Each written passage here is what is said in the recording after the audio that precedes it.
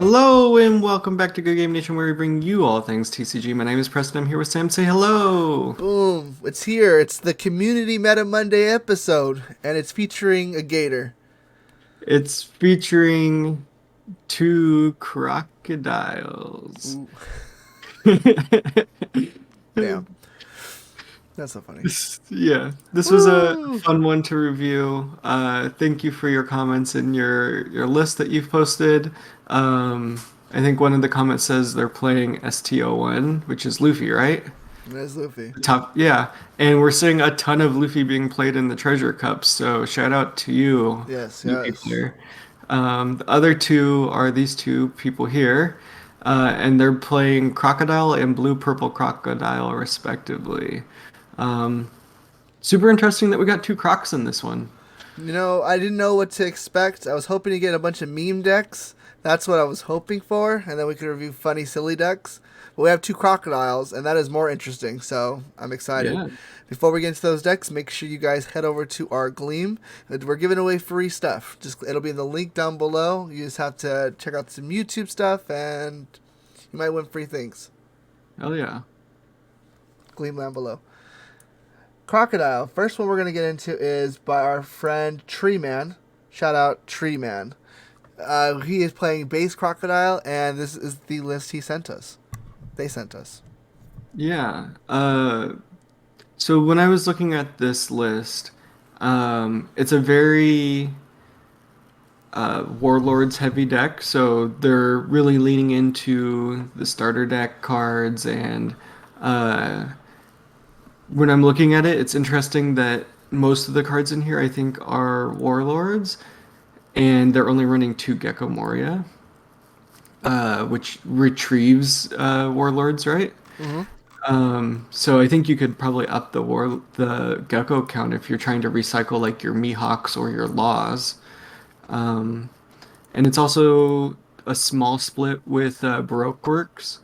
I think the small split is All Sunday being a good blocker that can get Spada back, and Double Finger, which allows you to draw a card, which uh, for three cost is not a bad trade to be able to get that card, especially if you're able to spot it ahead of time with like Doflamingo. You spot that top three, right? And Yeah. then you do some stuff, and then you're like, okay, if I play Double Finger now, I can pick up the card I want before it gets whatever. Um, super, I think a super interesting combo that you could play off of. But a pretty good Warlord build. A pretty high top end with four of the seven drops and three of the seven drop crocodiles. Um, I think you usually end up playing no crocodiles, but you add Mihawk, right? Traditionally. Yeah. But I mean, when you're thinking about the crocodile deck, both of these crocodiles are really good. The seven and five drop both have some decent utility. Um, the seven drop 7K reduces your event cost by one, so spot is free. And level up beam ends up being one. So it's not bad to have as a 7K blocker also. It's I totally understand the choices here. No, yeah, I think you hit on the head. I think this is a. He mentions it in the comment as well that it's a mid-tempo deck, so you want to play your Jinbei into your four drop into. I think ideally the Crocodile, the five drop. Probably upping the count on that as the mid card here is probably important because you want to see this guy. Either this or Virgo, I'm sure were the two choices. I think Crocodile against the current state of the game is probably just has more value. We're seeing a lot of quick decks like a kid that plays a lot of lower drops like Momo and things like that. So you're able to punish those a little harder. I think I like the Crocodile in the sense that we can maybe bleed out a little bit more. We can slow down the game and finish him out with the banish effect. I think that's an underrated ability and underrated way to win as well. You have a huge opportunity to recycle Spada over and over as well. I'm a huge fan of the gym base here as well. I think they are again very good against what's good in the current state of the game, and I think when you're playing Crocodile, you're forced to play this as well. So I think that's a good read. I like the Miss Double Finger. I think locally I'm seeing this card a little more as well. I know it's a card that we didn't see internationally at all. I think, but I think we here are looking for something that trades with a little more value. So I think we naturally appeal to Miss Double Finger. So I think it's interesting that we're seeing here. I do agree. I think we should be playing a little bit more Morias. I think it has too much value retrieving Mihawk, especially Mihawk, since it's one of our very few 2Ks. Um, that and Alvida, being able to recycle Moria and recycle Drake would give us more 2Ks. It feel like give us more 2Ks. So I think Mm. that's interesting. But I do like the tempo of this deck. I think the tempo of this deck, and then efficiently using Crocodile's leader effect is very important. Yeah, absolutely. Fun deck. Yeah. Boom, blue purple Crocodile. Same leader, but very different in the way they're built. We had a Warlord with the first one, but this one went more Barrack Works. What do you think about that? I like that they are playing the Works event card at a small count, but usable because they have Bonclay, Double Finger, All Sunday. I believe it can hit the event itself, and does it hit the crocodiles also? Yeah, Barrack Works. Yeah, awesome.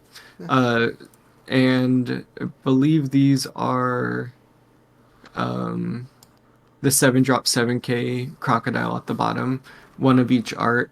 Hmm. Uh, and like we were saying before, you're minusing event cost with this one.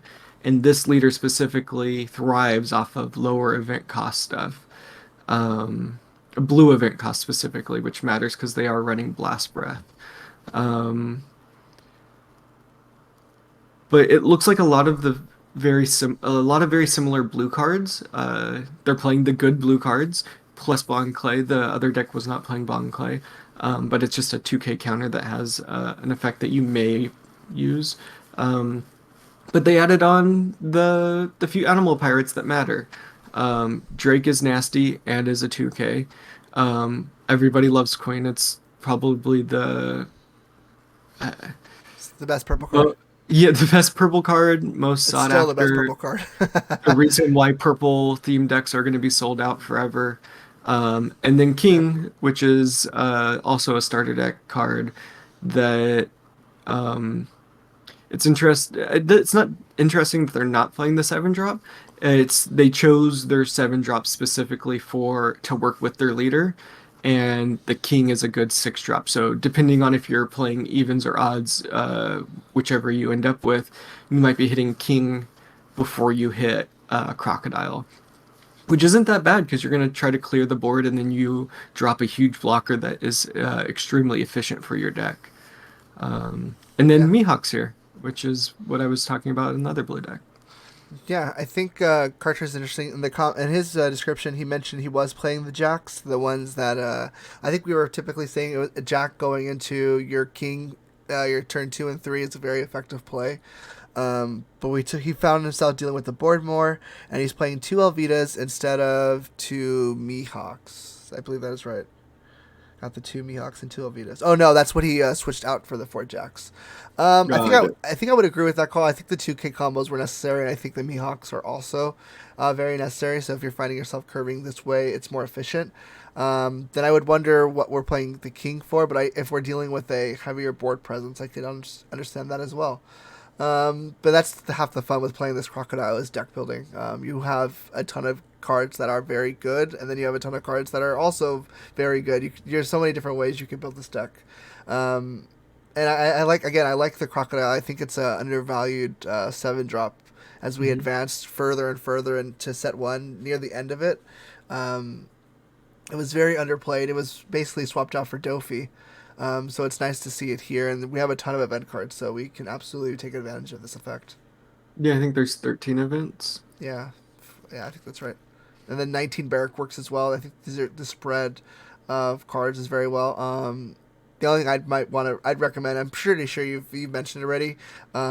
Even in your comment for Esmardo as well, the Jinbei that was playing the other deck is a very good tool at keeping the pace with some of these very very aggressive decks. It's been a very good card added uh, Mhm.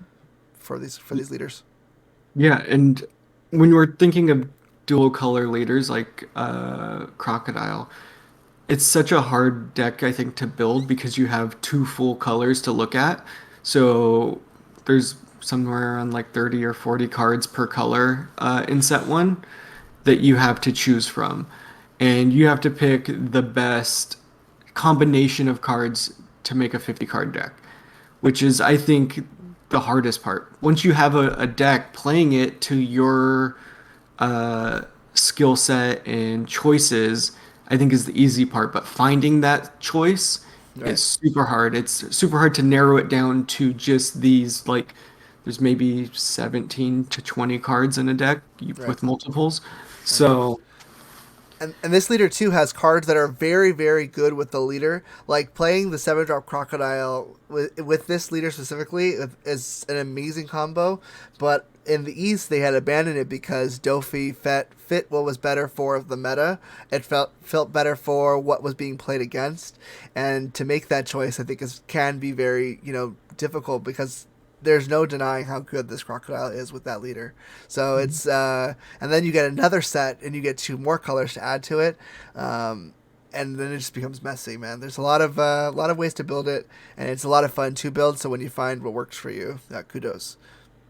yeah, and I think this is a leader that I think we're still undervaluing. With more event cards, this card should be getting better. Hell's Judgment, Um, Hell's Judgment, in set three, all of the draw power that you get with blue, Sanji's Pilaf and true. all of the other like draw power that are just event cards. I think in set two we got a zero cost event card, Mm-hmm. which was like Gum Gum Rain, I think, if I'm remembering correctly. So I think the West is going to have more fun with this leader Oh yeah. because I think we're going to see it a little bit differently. So I'm excited to see if we're going to get any blue purple Crocs in set two when it comes out for us. I hope so. Like you said, I think it's a leader we value. I think we've always valued value more. I think that's why we cater to blue. I think that's why we're seeing a lot more Dofi in all of our regionals because Dofi did not exist at all in the East. He was very not abstract, but very very spaced. Yeah, One, yeah, yeah. one here and there at most. But yeah, with all those sets, then blue does get that 0-drop. Hell's Paradise. There's so many good event cards that come out of those colors. Mhm. So yeah, and then we're getting Alabasta in set 4 as well. So I could see us revisiting Crocodile more and more as the game develops. Yeah, I really hope that Broke Works gets blue again so that we can have Ooh, baby, a that'd be build fun. on set one. That'd be fun. Um, yeah, those are our decks for this week's Community Meta Monday video. Thank you all for watching. Go check out that Gleam link and hit that subscribe button while you're down there. And until next time, we'll see you Nice. around. Peace. Bye. That was pretty good. Yeah, That button is right there. it's right next to the Gleam link. How ironic.